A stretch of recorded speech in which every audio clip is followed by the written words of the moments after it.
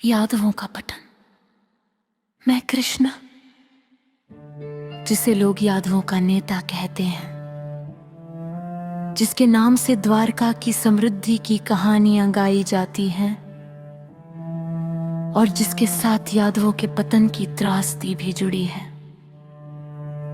लोग कहते हैं कि यादवों का विनाश मेरे द्वारा लाए गए किसी दैवीय श्राप का परिणाम था। मैंने अपनी शक्ति से अपने ही कबीले को नष्ट कर दिया था, जबकि ये सच नहीं है।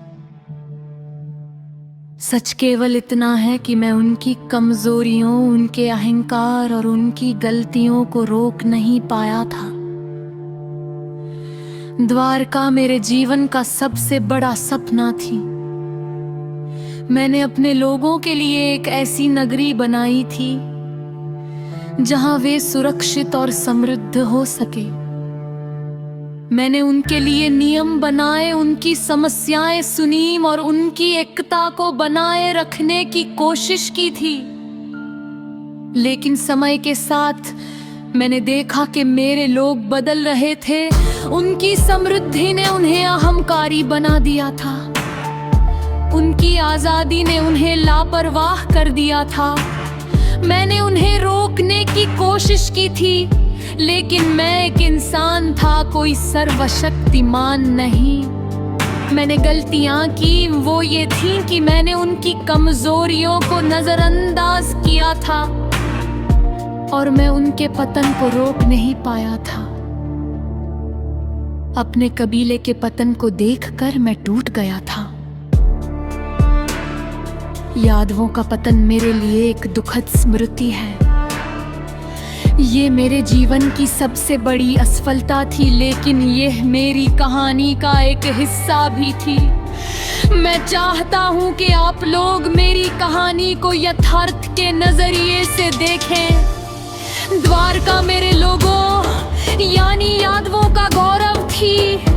जब हम मथुरा छोड़कर समुद्र के किनारे आए थे तो हमने एक सपना देखा था, एक ऐसी नगरी का जहां हम सुरक्षित रह सके, जहां हमारे बच्चे हंस सके और जहां हमारी औरतें बिना डर के अपने घर चला सके। मैंने अपने लोगों के साथ मिलकर वो सपना सच किया। द्वारका बनाई गई मिट्टी, पत्थर और मेहनत से। लोग कहते हैं कि मैंने समुद्र को आदेश दिया था और द्वारका रातों रात बन गई थी, लेकिन यह कोई चमत्कार नहीं था। ये मेरे लोगों की मेहनत थी, उनकी एकता थी और मेरा नेतृत्व था। समृद्धि ने यादवों को लापरवाह बना दिया था। मैंने देखा कि कुछ लोग शराब के नशे में डूबने लगे थे। बाजारों में झगड़े होने लगे थे और सभा में, जहां पहले लोग अपनी समस्याएं लेकर आते थे, अब लोग एक दूसरे पर इल्जाम लगाने लगे थे। मैंने अपने सलाहकारों से बात की।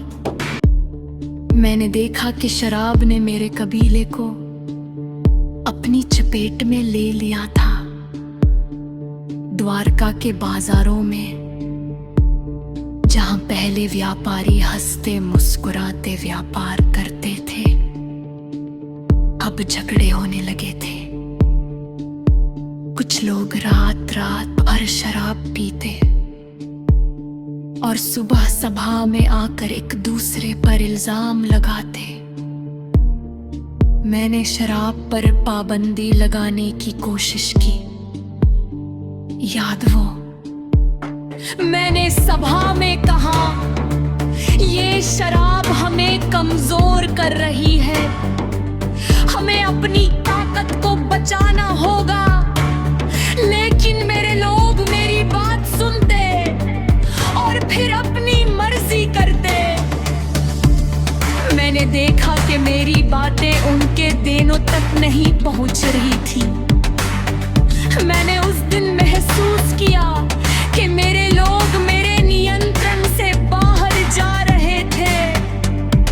शराब के साथ